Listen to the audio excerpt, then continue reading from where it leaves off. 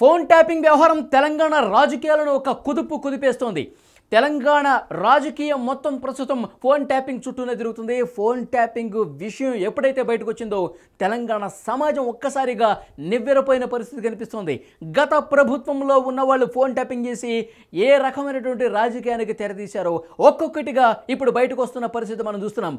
ఒక్కొక్క విషయం ప్రతిరోజు ఒక కొత్త విషయం తెర మీదకి వస్తుంది. అసలు గత ప్రభుత్వంలో రాజకీయ నాయకులని ఫోన్ ట్యాపింగ్ చేసి రాజకీయాలకు ఏ విధంగా వాడుకున్నారో ఒక విషయం అయితే, ఇంకా అనేక విషయాల్లో అనేక రంగాల్లో ఉన్న వాళ్ళు కూడా ఫోన్ ట్యాపింగ్ చేసినటువంటి పరిస్థితి కనిపిస్తోంది. ముఖ్యంగా ఇప్పుడు బయటకు వస్తున్నటువంటి కొత్త నిజాలు ఏంటంటే, ఇప్పుడు రాధాకిషన్ రావు కస్టడీ తీసుకుని విచారిస్తున్న క్రమంలో ఒక్కొక్క విషయం బయటకు వస్తున్నట్టుగా తెలుస్తోంది. కొంతమంది అప్రూవర్స్గా మారుతున్నారు. జరిగినటువంటి వ్యవహారానికి సంబంధించి నిజాలను బయట పెట్టేందుకు సిద్ధమవుతున్నట్టుగా తెలుస్తోంది. మనకు అందుతున్న తాజా సమాచారం ప్రకారం గత ప్రభుత్వంలో ఈ ఫోన్ ట్యాపింగ్ వ్యవహారాన్ని అడ్డం పెట్టుకుని మహిళల జీవితాలతో కూడా ఆడుకున్నట్టుగా సంచలనమైన విషయాలు బయటకు వస్తున్నాయి. నల్గొండలో 2 కానిస్టేబుల్ ఏ విధంగా బరి తెగించారో, ముఖ్యంగా ఆయా సర్వర్లు పెట్టుకుని ప్రత్యేక రూమ్స్ పెట్టుకుని వార్ రూమ్స్ ఏర్పాటు చేసుకుని మహిళల ఫోన్లు చాలా వరకు ట్యాప్ చేసినట్టుగా తెలుస్తుంది. మనకు అందుతున్న సమాచారం ప్రకారం దాదాపు 40 మంది మహిళల ఫోన్లు ట్యాప్ చేశారు. ట్యాప్ చేసి వాళ్ళ జీవితాలతో ఆడుకున్నట్టుగా తెలుస్తుంది. మహిళల ఫోన్లు ట్యాప్ చేయడం అంటే వాళ్ళ పర్సనల్ విషయాలు కూడా తెలుసుకోవడం, మళ్ళీ దాన్ని రికార్డ్ చేసి వాళ్ళకే పంపించి పూర్తిగా వాళ్ళ జీవితాల్లో నిప్పులు పోసే పరిస్థితి కనిపించినట్టుగా ఒక సమాచారం అయితే వస్తుంది. 2 కానిస్టేబుల్, వాళ్ళు పేరుకే కానిస్టేబుల్ కానీ డిఎస్పీ లెవెల్లో ఎస్పీ లెవెల్లో వాళ్ళు కూడా ఆదేశాలు ఇచ్చేంత స్థాయిలో ఆ కానిస్టేబుల్ వ్యవహారం నడిచిందన్న ఒక విమర్శ కనిపిస్తుంది. తాజాగా మనకు తెలుసు ఇప్పటి వరకు ఉన్నటువంటి విషయాలు ఏంటంటే, ఫోన్ ట్యాపింగ్కి సంబంధించి గత ప్రభుత్వం దేనికి వాడుకుంది, రాజకీయ నాయకులంటే తమ ప్రతిపక్ష నాయకులకు సంబంధించి వాళ్ళు ఏ విధంగా రాజకీయాలు పొందుతారు, వాళ్ళ వ్యూహాలు ఏంటి తెలుసుకోవడానికి, వాళ్ళ బలహీనతలు ఏంటో తెలుసుకోవడానికి, తర్వాత వాళ్ళ వ్యూహాలు ప్రణాళికలు ఎన్నికల్లో వ్యవహరిస్తున్నటువంటి విషయాలు తెలుసుకొని దానికి తగ్గట్టుగా ప్రణాళికలు రచించుకోవడం అని చెప్పేది వీళ్ళ వ్యూహం అనమాట. అసలు అందుకు ట్యాపింగ్ చేశారు. కానీ రాజకీయాలతో ఈ ట్యాపింగ్ ఆగలేదు. రాజకీయ నాయకుల ఫ్యామిలీలోకి చొరబడ్డ విషయం తెలుసు. ఇవన్నీ బయటకు వచ్చిన విషయం మనకు తెలుసు కదా. దాంతోపాటు రియల్టర్ల ఫోన్లు ట్యాప్ చేశారు. తర్వాత భారీ వసూళ్లకు పాల్పడ్డారు. తర్వాత సినిమా సెలబ్రిటీల ఫోన్లు ట్యాప్ చేశారు. కొంతమంది హీరోయిన్ల ఫోన్లు ట్యాప్ చేశారు. ఎంత నీచానికి దిగజారో మనందరికీ తెలుసు. వార్తలు కూడా వచ్చినాయి. హీరోయిన్లు ట్యాప్ చేయటం, రియల్టర్ల ఫోన్లు ట్యాప్ చేయటం, తర్వాత రౌడీ షీటర్ల ఫోన్లు ట్యాప్ చేసి, తర్వాత పేకాటరాయిల ఫోన్లు ట్యాప్ చేసి, తర్వాత ఎవరైతే దందాలు చేస్తారో వాళ్ళ ఫోన్లు కూడా ట్యాప్ చేసి వాళ్ళని బ్లాక్మెయిల్ చేసినటువంటి పరిస్థితి కనిపిస్తోంది. అంటే రాజకీయ నాయకులు వాళ్ళ కుటుంబ సభ్యుల ఫోన్లు ట్యాప్ చేయడమే కాకుండా ఈ విధంగా చీకటి వ్యవహారాలు కూడా నడిపించినట్టుగా తెలుస్తోంది. 2 కానిస్టేబుల్ నల్గొండ జిల్లాకు సంబంధించిన వాళ్ళు ప్రస్తుతం అదుపులోకి తీసుకొని ఏదైతే దర్యాప్తు చేస్తున్నటువంటి బృందం ఒక్కొక్క విషయాన్ని బయటకు లాగుతుంటే షాకింగ్ నిజాలు బయటకు వస్తున్న పరిస్థితి కనిపిస్తోంది. ఈ మహిళలకు సంబంధించిన ఏదైతే వ్యవహారం ఉందో ఇప్పుడు పూర్తిగా తెలంగాణ రాజకీయాలు ఒక షేక్ చేస్తున్నటువంటి పరిస్థితి కనిపిస్తుంది. చాలామంది బయటకు చెప్పుకోలేక తీవ్ర ఇబ్బందులు, మానసిక వేధింపులకు గురైనటువంటి పరిస్థితి గత ప్రభుత్వంలో ఉంది. ఇప్పుడు ప్రభుత్వం మారింది కాబట్టి ఇవన్నీ విషయాలు బయటకు వచ్చాయి. ముఖ్యంగా ఈ మహిళలందరూ కూడా కూడబలుక్కొని ఒక దగ్గరకు వచ్చి ప్రెస్ మీట్ పెట్టే ఆలోచన చేస్తున్నట్టుగా కూడా మనకు తెలుస్తుంది. గత ప్రభుత్వంలో పోలీసు అధికారులు తమను ఎంతవరకు వేధించారు అంటే ఇన్ని రోజులు బయటకు చెప్పుకోలేక మదన పడిపోయినట్టుగా తెలుస్తుంది. ఇప్పుడు ఈ విషయాలన్నీ కూడా బయటకు వస్తున్నాయి. మహిళలు అంటే యాక్చువల్గా వాళ్ళ బాసులు అప్పగించిన పనేమో ఒకటి, వీళ్ళు చేసేదేమో అంటే స్వకార్యం స్వామి కార్యం అన్నట్టుగా వాళ్ళు చెప్పింది చేయడంతో పాటు వీళ్ళ పర్సనల్ ఇంట్రెస్ట్లు, ఎవరైనా వాళ్ళ ఏరియాలో ఉన్నటువంటి మహిళలు ఎవరైనా ఏదైనా కేసులకు సంబంధించి పోలీస్ స్టేషన్లకు వచ్చారనుకోండి, వాళ్ళ నెంబర్లు తీసుకోవటం, తర్వాత ఆ నెంబర్ల ఆధారంగా వాళ్ళ ఫోన్లు ట్యాప్ చేయడం, వాళ్ళ పర్సనల్ విషయాల్లోకి చొరబట్టం, వాళ్ళకి సంబంధించిన ఏమైనా పర్సనల్ విషయాలు ఉంటే అవి రికార్డ్ చేసి మళ్ళీ బ్లాక్మెయిల్ చేయటం. బ్లాక్మెయిల్ చేయటం అంటే ఏదో మానసికంగా వేధింపులు గురి చేయడం కాదు. నువ్వు పలానా ప్లేస్కి నువ్వు రా, ఆ సమయానికి రా, ఆ రాత్రికి రా, అట్లా రా, ఈ రకమైన వేధింపులకు గురి చేశారు. మహిళల జీవితాలతో ఆడుకున్నట్టు ఈ సమాచారం మొత్తం ఇప్పుడు వస్తుంది. రోజు రోజుకి కొన్ని కొత్త విషయాలు అనేవి బయటకు వస్తున్న పరిస్థితి కనిపిస్తుంది. బీఆర్ఎస్లో ఒక యువ ఎమ్మెల్యే, మళ్ళీ చెప్తున్నాను గుర్తుపెట్టుకోండి, ఒక యువ ఎమ్మెల్యే పదే ఒక యువతితో మాట్లాడిన విషయాలు కూడా కానిస్టేబుల్ రికార్డ్ చేశారు. ఆ ఫోన్ కాల్స్ను రికార్డ్ చేసి మళ్ళీ ఈ ఎమ్మెల్యేకి తెలియకుండా ఆ యువతికి ఆ రికార్డింగ్స్ పంపించి మనోవేదనకు గురి చేశారు, బ్లాక్మెయిల్ చేసినట్టుగా తెలుస్తుంది. ఈ విషయాలు కూడా ఇప్పుడు ప్రస్తుతం బయటకు వస్తున్నాయి. ఆ యువతికి ఆ బ్లాక్మెయిల్ చేసినటువంటి ఆ వీడియో రికార్డింగ్స్ పంపించి, ఫోన్ రికార్డింగ్స్ పంపించి బ్లాక్మెయిల్ చేసి మళ్ళీ వీళ్ళు మానసికంగా వేధించడం, పలానా ప్లేస్కి రా అక్కడ కలుద్దాం, లేదంటే ఇటువైపుకి రా ఇక్కడ కలుద్దాం, ఈ రకంగా వాళ్ళకి వేధింపులకు గురి చేశారు, లైంగిక వేధింపులకు గురి చేసిన పరిస్థితి ఉన్నట్టుగా తెలుస్తోంది. సో బీఆర్ఎస్లో ప్రస్తుతం అప్పుడు ఆయన ఆ ప్రభుత్వం ఉన్నప్పుడు ఎమ్మెల్యే, ఇప్పుడు మాజీ ఎమ్మెల్యే అడంట. ఇట్లా బీఆర్ఎస్ మాజీ ఎమ్మెల్యేలు అందరూ కూడా టెన్షన్ పడుతున్నారు. చాలామంది ఎమ్మెల్యేల ఫోన్లు కూడా ట్యాప్ చేశారు. ఆ ఎమ్మెల్యేలు నడిపించిన కథలకు సంబంధించి ఎవరైతే మహిళలతో మాట్లాడుతూ ఉన్నారో అక్కడ ఆ ఫోన్ ట్యాపింగ్లో వాళ్ళకి సంబంధించిన రికార్డింగ్స్ని బయటకు వస్తున్నట్టుగా తెలుస్తుంది. ఆ ఎమ్మెల్యేలో ఇప్పుడు ఒక టెన్షన్ పట్టుకున్నట్టుగా తెలుస్తుంది. ముఖ్యంగా మాదాపూర్కు సంబంధించిన ఒక టెలికమ్యూనికేషన్ సంస్థతో ఒప్పందం చేసుకుని ఒక సాఫ్ట్వేర్ను కొనుక్కున్నట్టుగా తెలుస్తుంది. ఆ కంపెనీని కూడా పిలిపించి దర్యాప్తు చేసే అవకాశం ఉన్నట్టుగా కనిపిస్తుంది. యాక్చువల్గా ప్రతిపక్ష నాయకుల ఫోన్లు ట్యాప్ చేయడం కోసం తీసుకుంటే ఇక్కడ పోలీసులు చేసింది ఏంటంటే పూర్తిగా మహిళల జీవితాలను ఆడుకునే పరిస్థితి కనిపించింది. మహిళల జీవితాల్లోకి తొంగి చూసి వాళ్ళని బ్లాక్మెయిల్ చేసి వాళ్ళని లైంగిక వేధింపులకు గురి చేశారు. ఇందులో ఎమ్మెల్యేలు కూడా ఉన్నారు, ఎమ్మెల్యేల పాత్ర కూడా ఉంది. ఆ విషయాలన్నీ కూడా బయటకు వస్తున్నట్టుగా తెలుస్తుంది. మరోవైపు ఇంటెలిజెన్స్ చీఫ్గా ఎవరైతే ఉన్నారో, స్పెషల్ ఇంటెలిజెన్స్ బ్రాంచ్ ఈ చీఫ్గా ఉన్నటువంటి ప్రభాకర్ రావు ప్రస్తుతం అమెరికాలో ఉన్నారు.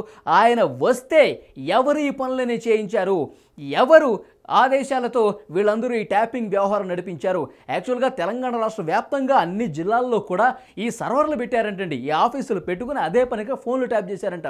ఒక ఖమ్మం కాదు, నల్గొండ కాదు, మహబూబ్ నగర్ కాదు, కరీంనగర్ కాదు, హైదరాబాద్తో పాటు చుట్టుపక్కల ఉన్నటువంటి అన్ని జిల్లాల్లో తెలంగాణ రాష్ట్రంలో ఉన్న ప్రధాన పట్టణాలను కూడా ఎంపిక చేసుకుని ఖమ్మం జిల్లా నేలకొండపల్లిలో తాజాగా వచ్చిన సమాచారం, నేలకొండపల్లిలో కూడా ట్యాపింగ్ సెంటర్ ఏర్పాటు చేసుకుని స్థానికంగా ఉన్నటువంటి నాయకుల ఫోన్లు కూడా ట్యాప్ చేశారంటే ఎంత నీచానికి దిగజారిపోయారో మనకు అర్థమవుతుంది. ఇప్పటి వరకు మనకు తెలిసిన సమాచారం ఏంది, ఈ రాజకీయ నాయకుల ఫోన్లు ట్యాప్ చేశారని, తర్వాత రియల్ ఎస్టేట్ చేసే వాళ్ళు ఫోన్లు ట్యాప్ చేశారని, వాళ్ళు ఫోన్లు ట్యాప్ చేసి వాళ్ళ సమాచారం తస్కరించి వాళ్ళతో పార్టీకి నిధులు ఇప్పించుకునే కార్యక్రమాన్ని తీసుకున్నారు, భారీ వసూళ్లకు పాల్పడ్డారు. ఇంతవరకు తెలుసు రాజకీయ నాయకులు, రియల్టర్సు, సినిమా సెలబ్రిటీసు, రౌడీ షీటర్లు వీళ్ళ ఫోన్లే అనుకుంటే మహిళల ఫోన్లు కూడా ట్యాప్ చేసి వాళ్ళని లైంగిక వేధింపులకు గురి చేశారంటే ఎంత నీచానికి, ఎంత దుర్మార్గానికి తెరదీశారనేది దీన్ని బట్టి అర్థమవుతుంది. ముఖ్యంగా ఎవరి ఆదేశాలతో, అంటే ఎవరు సూత్రధారులు ఈ ఫోన్ ట్యాపింగ్కి సంబంధించినది ప్రస్తుతం ఒకదాని వెంట ఒకటి తీగలాకితే డొంక కదులుతున్నట్టుగా పూర్తిగా వివరాలన్నీ బయటకు తీస్తున్నారు. ఎమ్మెల్యేల వ్యవహారాన్ని కూడా బయటకు తీస్తున్న పరిస్థితి కనిపిస్తుంది. మొత్తం 10 మంది ఎమ్మెల్యేలు ఇప్పుడు వాళ్ళు మాజీలు అయినట్టుగా తెలుస్తోంది.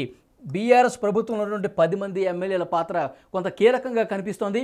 ఎందుకంటే వాళ్ళు మహిళలతో మాట్లాడిన విషయాలు కూడా పోలీసులు ఫోన్ ట్యాపింగ్లో వాళ్ళు కూడా రికార్డ్ చేశారు. ఆ ఫోన్ ట్యాపింగ్ని బట్టి మళ్ళీ వీళ్ళ ఎమ్మెల్యేలకు తెలియకుండా వాళ్ళు ఫోన్ ట్యాపింగ్ విషయం వాళ్ళకి మహిళలకు పంపించి వాళ్ళు మళ్ళీ బ్లాక్మెయిల్ చేయడం. సో ఈ మొత్తం వ్యవహారం అంతా కూడా మహిళల చుట్టూ చాలా వరకు జరిగింది. వాళ్ళ లైంగిక వేధింపులు కూడా జరిగాయి.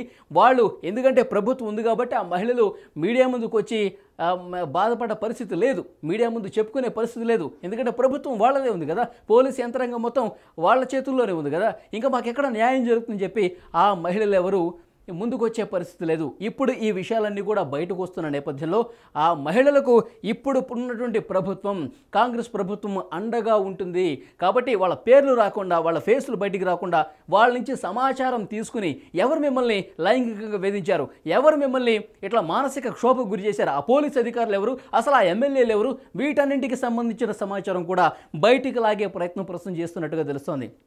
యాక్చువల్గా ప్రణీత్ రావు ఎప్పుడైతే అరెస్ట్ అయ్యి ఈ విషయాలన్నీ చెప్తున్నాడు, తర్వాత భుజంగరావు కావచ్చు, తిరుపతన్న కావచ్చు, రాధాకిషన్ రావు కావచ్చు, అంటే ఒకే సామాజిక వర్గానికి సంబంధించి వీళ్ళందరినీ ఒక సెలెక్ట్ చేసుకొని, మీరు గమనించండి అందరూ రావులే ఉన్నారు.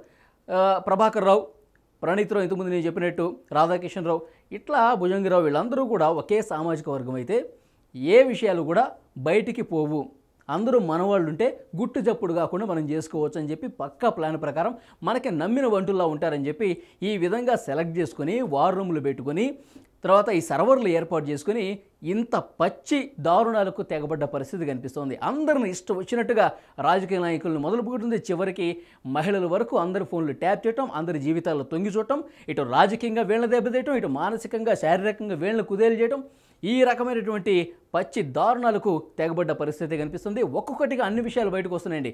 కొన్ని నేరుగా బీఆర్ఎస్ అగ్రనేతలకు సంబంధం ఉంటే, మరికొన్ని పోలీసు అధికారులు తమ ఇష్టం వచ్చినట్టుగా ఇప్పుడు ఫోన్ ట్యాపింగ్ సాఫ్ట్వేర్ మన దగ్గర ఉంది, ఫోన్ ట్యాపింగ్ సర్వర్లు సెంటర్లు మన దగ్గర ఉన్నాయి, ఎవరి ఫోన్ అయినా ఇష్టం వచ్చినట్టుగా మనం ట్యాప్ చేయొచ్చు, వాళ్ళ పర్సనల్ విషయాల్లో తొంగి చూడొచ్చు, వాళ్ళ కాపురాల్లో చిచ్చిపెట్టచ్చు.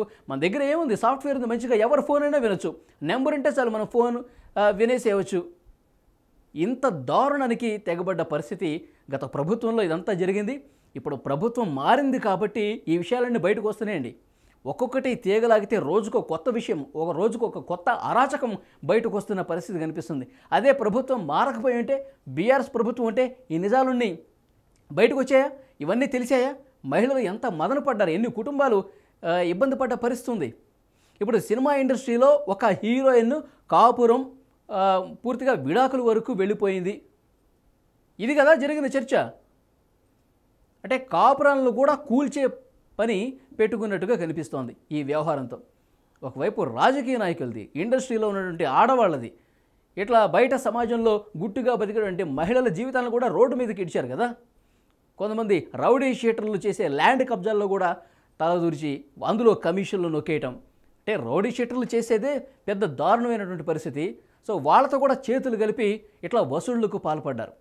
రాజకీయ నాయకులు చేసేది ఒకవైపు, అంటే వీళ్ళు పోలీస్ అధికారులు వాళ్ళ స్టైల్లో వాళ్ళకి నచ్చినట్టుగా వాళ్ళ సొంత కార్యం కోసం వాళ్ళు ఈ విధంగా పూర్తిగా తెలంగాణ సమాజంలో పూర్తిగా ఈ రకంగా వ్యవహారాలన్నీ నడిపి కూడా ఏ విధంగా అక్రమాలకు పాల్పడ్డారు, ఎంత దారుణాలకు నీచానికి ఒడగొట్టారో కూడా మనకు అర్థమవుతుంది. సో రోజు రోజుకి ఈ విషయాలన్నీ బయటకు వస్తున్నాయి. సో ప్రభాకర్ రావును వీలైనంత త్వరగా, ఆయన అమెరికాలో ఉన్నాడు, ఆయన్ని తీసుకొచ్చి పూర్తి స్థాయిలో విచారించి అసలు బాసులు ఎవరు, సూత్రధారులు ఎవరు, ఆయన నోటితో కక్కించి దాన్ని రికార్డ్ చేసి కోర్టు ముందు దోషులుగా నిలబెట్టే పరిస్థితి అతి త్వరలోనే ఉంది.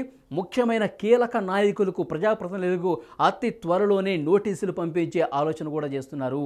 ఎందుకంటే మామూలు విషయాలు కాదు, ఇవన్నీ చాలా దారుణంగా ఈ పోలీసు అధికారులు వ్యవహరించినట్టుగా తెలుస్తోంది. సో వీళ్ళకి ఎవరు చెప్తే చేశారు, ఇవన్నీ ఎవరు ఆదేశాలతోనే చేస్తారు కదా. ప్రభుత్వంలో ఉన్నప్పుడు ప్రభాకర్ రావు ఫోన్ చేసి చెప్పాడంట, ప్రస్తుతం దర్యాప్తు చేస్తున్న అధికారులకు, లాస్ట్ టైము ప్రభుత్వంలో ఉన్నప్పుడు వాళ్ళు చెప్తే మేము చేశాము, ప్రభుత్వంలో ఉన్నటువంటి పెద్దలు, ఇప్పుడు మీరు ఇన్వెస్టిగేషన్ చేస్తున్నారు, మీరు ఊరికే చేయరు కదా, ఇప్పుడు ప్రభుత్వం మారింది, ఇప్పుడున్న పెద్దలు చెప్తేనే మీరు చేస్తున్నారు. సో మనం పోలీసులు ఎందుకు మనం మీద కేసులు పెట్టుకోవటం, ఈ దర్యాప్తులు చేసుకోవటం, ఒకసారి ఆలోచించండి అని చెప్పేసి ఆయన చెప్పినట్టుగా తెలుస్తుంది. సో ఏది ఏమైనప్పటికీ ఎవరు చెప్పినట్టు చేసినా తప్పు తప్పే, దారుణం అనేది దారుణమే. డెఫినెట్గా ప్రభాకర్ రావుని తీసుకొచ్చే ఆలోచనలో ప్రస్తుతం సీరియస్గా వర్కౌట్ చేస్తున్నట్టుగా తెలుస్తుంది. ప్రభాకర్ రావు వచ్చిన తర్వాత అసలు దోషుల్ని బయటకు తీస్తామని చెప్తున్నారు. సో ప్రస్తుతం అయితే చాలా సీరియస్గా రాధాకిషన్ రావు కస్టడీలో ఉన్నట్టుగా చాలా కీలకమైన సమాచారం సేకరిస్తున్నారు. అన్ని విషయాలు కూడా బయటకు వస్తున్నాయి. అతి త్వరలోనే అసలు సూత్రధారులను పట్టుకుంటామని ప్రస్తుతం దర్యాప్తు చేస్తున్నటువంటి అధికారులు చెప్తున్నారు.